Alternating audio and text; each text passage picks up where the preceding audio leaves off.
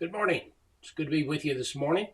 Uh, Doing a little devotional time, and I was thinking, with all the situation that's going on and what's happening in the world, we've got a new president.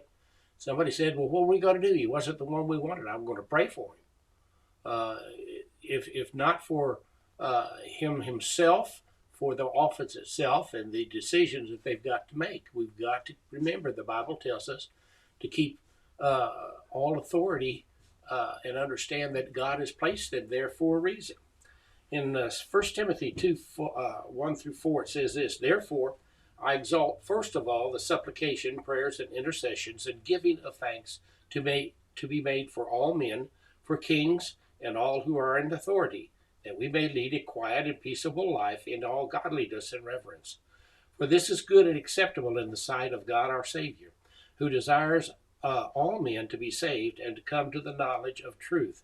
For there is one God and one mediator between God and men, the man Jesus, who gave himself a ransom for all, to be testified in due time." We've got to realize that we're not in charge of this world. God is. And whatever goes on, God is watching. Saw a little illustration here in my illustration book. It was a Hasidic story, tells a great celebration in heaven after the Israelites were delivered from the Egyptians at the Red Sea, and the Egyptian armies were drowned. The angels were cheering and dancing, and everybody in heaven was full of joy. Then one of the angels asked the archangel Michael, "Where's God? Why isn't God here celebrating?" Michael answered, "God's not here because he's off by himself weeping. You see, many thousands were drowned today." Sometimes we don't see it in God's perspective. He has salvation ready for all men. Any who are lost, God is sorry for.